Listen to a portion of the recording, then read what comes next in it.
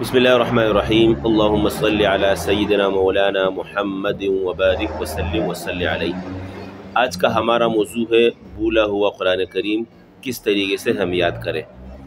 تو وہ احباب جنہوں نے قرآن کریم بچپن میں یاد کیا، اب ان سے قرآن کریم بھول گیا ہے، چاہے وہ کسی بھی فیلڈ سے وابستہ ہیں، مدرسے کی فیلڈ سے وابستہ ہیں، شعبہ حفظ ناظرہ یا کتب سے، یا اس کے علاوہ دنیاوی کسی جاب سے وابستہ ہیں، ڈاکٹرز ہیں یا انجینئرز وغیرہ ہیں، یا اس کے علاوہ دوسری کوئی جاب کرتے ہیں، یا اس کے علاوہ میری وہ مائیں بہنیں جو مدرسے سے تعلق رکھتی ہیں یا کوئی بھی فیلڈ سے وابستہ نہیں ہیں، اپنے گھر میں مصروف رہتی ہیں اور ان کا قرآن کریم بھول گیا ہے۔ تو ان تمام احباب کے لیے میں کچھ ٹپس لے کر آیا ہوں۔ آپ نے ان ٹپس کو سن کر اسی طریقے سے اپنا قرآن کریم شروع کر لینا ہے۔ سب سے پہلا کام آپ نے یہ کرنا ہے کہ 2 رکعت نفل پڑھنے ہیں۔ ان نفل پڑھ لینے کے بعد آپ نے 2 دعائیں مانگنی ہیں۔ ایک یہ کہ اے اللہ رب العزت، میں اس نیک مقصد کے لیے اٹھا ہوں، مجھے اس مقصد میں آسانی اور سہولت کے ساتھ کامیابی عطا فرما۔ دوسری دعا مانگنی ہے کہ یا اللہ مجھے اس کام میں استقامت عطا فرما۔ یہ کام کر لینے کے بعد آپ نے اپنے لیے وہ ٹائم خاص کرنا ہے جو آپ کے پاس فری ہو، آپ کی جاب کے علاوہ۔ اگر آپ صبح جاب کے لیے جاتے ہیں 9 بجے تو اس سے پہلے کا ٹائم آپ کے پاس فری ہے، یا اگر آپ صبح جلدی جاب پر جاتے ہیں تو شام لازمی بات ہے آپ کی جلدی واپسی ہوگی، تو آپ نے پھر شام کا ٹائم اپنے لیے خاص کر لینا ہے یاد کرنے کے لیے۔ یاد کتنا یاد کرنا ہے، کس طریقے سے یاد کرنا ہے، آگے چل کر بتاؤں گا۔ اچھا، 5 نمازوں میں سے آپ نے 2 نمازیں ایسی خاص کر لینی ہیں کہ ان 2 نمازوں میں آپ نے دہرانا ہوگا، وہ آپ پر ہے۔ کوئی سی بھی نماز آپ خاص کر سکتے ہیں، تہجد کی نماز یا فجر کی سنتیں، یا پھر اس کے علاوہ عشاء کی نماز۔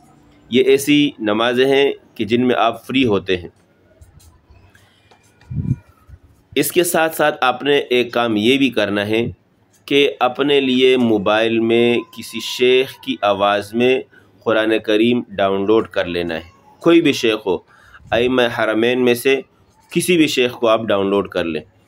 میں نام بتا دیتا ہوں: شیخ صدیق المنشاوی رحمہ اللہ، شیخ خلیل حصری، اور شیخ ایوب رحمہ اللہ، شیخ سعود شریم، شیخ عبد الرحمن السدیس۔ یہ ائمہ حرمین ہیں بڑے بڑے۔ اس کے علاوہ بہت سارے ہیں، آپ اپنے انتخاب خود کر سکتے ہیں۔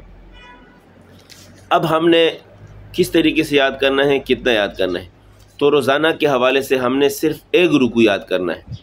یہ نہ ہو کہ ہم روزانہ ایک دن 1 پاؤ یاد کریں، اگلے دن دوسرا پاؤ یاد کریں، تیسرے دن تیسرا پاؤ یاد کریں، اور 2 پارے ہو گئے، اب جو ہے ہمارا شوق ختم ہو گیا اور ہم نے پھر پورے سال نہیں اٹھایا۔ نہیں، توڑا کرنا ہے اور مستقل کرنا ہے۔ احب الاعمال الی اللہ ادومها وان قل کے تحت اس حدیث کو سامنے رکھتے ہوئے 1 رکوع آپ نے یاد کر لینا ہے۔ یاد کرنے کا میں مختصر طور پر طریقہ بتا دیتا ہوں۔ ایک آپ نے آیت یاد کرنی ہے، 5 سے 6 مرتبہ دیکھ کر دہرانی ہے۔ اس کو دہرا لینے کے بعد آنکھیں بند کر کے یا ان آیات پر آپ نے ہاتھ رکھ کر اپنے ساتھ زبانی دہرا لینا ہے۔ ٹھیک ہے تو آگے چلیں، نہیں تو غلطی آئی، اس غلطی کو یاد کر کے پھر اس کو 2-3 مرتبہ اپنے ساتھ دہرائیں، اور آنے والی اگلی آیت کو آپ اس طریقے سے یاد کریں۔ یہ 2 آیتیں ہو گئی ہیں، ان کو آپ نے 5 سے 10 مرتبہ دہرا لینا ہے، اور پھر زبانی دہرا لینا ہے 2-3 مرتبہ، پھر اگلی آیت کی طرف چلنا ہے۔ اس طریقے سے آپ نے 1 رکوع تیار کر لینا ہے۔ 1 رکوع آپ کو سمجھو یاد ہو گیا فجر کے وقت۔ اب آپ نے جو نمازیں مختص کی ہیں، ان نمازوں میں آپ نے کم از کم 4 مرتبہ لازمی دہرا لینا ہے۔ 4 رکعت میں اگر دہراتے ہیں تو 1 رکوع کر کے آپ ان کو دہرا سکتے ہیں۔ یہ آج کا کام آپ نے کر لیا۔ آنے والے کل اچھا اسی رکوع کو پھر آپ نے سننا بھی ہے، جو شیخ آپ نے ڈاؤن لوڈ کیا ہے آواز، اس کی آواز میں سننا ہے، اسی 1 رکوع کو، زیادہ نہیں۔ ہاں، آپ زیادہ سن سکتے ہیں، اس میں کوئی حرج نہیں ہے۔ جاتے وقت کام پر، واپسی پر، آتے وقت آپ لازمی بات ہے کانوں میں ہینڈ فری لگا کر اس شیخ کو سن سکتے ہیں، لیکن اس 1 رکوع کا سننا آپ پر فرض ہے، اس کو لازمی سننا ہے۔ اچھا، پھر آنے والے کل آپ نے اسی طریقے سے 1 رکوع یاد کر لینا ہے، دوسرا رکوع ہو جائے گا آپ کا، اسی رکوع کو پھر آپ نے سننا بھی ہے۔ 2 کام ہو گئے۔ اب جو پچھلے دن ہم نے 1 رکوع یاد کیا تھا اور 4 رکعت میں ہم نے اس کو دہرایا تھا، وہ بھی اور آج یاد کیا ہوا رکوع بھی آدھا آدھا کر کے ہم نے 1 رکعت میں انہی تمام رکوعات کو دہرا لینا ہے۔ اب تیسرے دن بھی اس طریقے سے کرنا ہے، جو ہمارا کام ہے روزانہ کا وہ بھی کرنا ہے، چوتھے، پانچویں، چھٹے، ساتویں دن ہم نے یہ کرنا ہے، اور آٹھویں دن جو آپ کی چھٹی کا دن ہے، چاہے جمعے کا ہو، چاہے اتوار کا ہو، یا جس کی ہفتے اتوار چھٹی ہو، کوئی سے بھی دن جس میں آپ فری ہوں، ان 7 رکوعات کو فجر کی نماز سے لے کر ظہر کی نماز کے درمیان میں آپ نے 2 رکعت نوافل میں، پہلی رکعت 4 رکوع والی اور دوسری رکعت میں آپ نے 3 رکوع دہرا لینے ہیں۔ یہ آپ کا پورے ہفتے کا سیٹ اپ ہے۔ اب جب کبھی آپ کا ایک پارہ پورا ہو جائے، اس پارے کو آپ نے کسی ایک دن میں خاص ٹائم مختص کر کے فجر سے ظہر کے درمیان میں 2 رکعت نفل میں آدھا آدھا کر کے آپ نے پڑھ لینا ہے۔ یہ آپ کا ہفتہ واری ماہانہ، یعنی کہ آپ کا جب پارہ پورا ہوتا ہے اس کے بعد آپ کی یہ ڈیوٹی لگ جاتی ہے۔ اب 2 پارے ہو جاتے ہیں تو 2 پاروں کو آپ ایک رکعت میں ایک پارہ، دوسری رکعت میں دوسرا پارہ، یا پھر 4 رکعت میں پڑھ سکتے ہیں اپنی ترتیب کو دیکھ کر۔ اسی طریقے سے آپ کے 5 پارے پورے ہو گئے۔ اب 5 پارے پورے ہو جانے کے بعد کسی ایک دن آپ نے ان 5 پاروں کو دہرا لینا ہے۔ کوشش کریں کہ آپ نوافل میں پڑھ کر دہرائیں، ڈھائی پارہ کر کے، یا پھر ایک رکعت میں آپ ایک پارے کی ترتیب بنائیں، آپ کے لیے اس میں آسانی ہوگی، دقت نہیں ہوگی۔ اچھا، یہاں ایک اور اہم اور ضروری بات میں یہ بھی عرض کروں گا، اور ساتھ میں مختصر طور پر میں 2 کارگزاریاں بھی آپ کے سامنے لاؤں گا، کہ جو آپ نے کسی شیخ کا قرآن ڈاؤن لوڈ کیا ہوا ہے، 5 پاروں تک آپ ایک شیخ کو سماعت فرمائیں۔ امید کی جا سکتی ہے 5 پارے بہت زیادہ ہوتے ہیں، اس میں آپ نے وہ لہجہ سیکھ لیا ہوگا۔ اب اگلے 5 پاروں کے لیے آپ کسی دوسرے شیخ کا انتخاب کریں، تاکہ آپ قرآن کے یاد کرنے کے ساتھ ساتھ آپ کو لہجات پر مختلف طریقے سے آوازوں سے قرآن کریم پڑھنے پر بھی عبور حاصل ہو جائے۔ تو اگلے 5 کے لیے آپ کسی دوسرے شیخ کا انتخاب کریں، پھر اس کے بعد والے جو 5 پارے ہوں گے اس کے لیے آپ کسی تیسرے شیخ کا انتخاب کریں، اسی طریقے سے چلتے رہیں۔ تو جب آپ کا قرآن کریم پورا ہوگا اس وقت انشاءاللہ آپ نے 5-6 شیوخ کے لہجات کو ازبر کر لیا ہوگا۔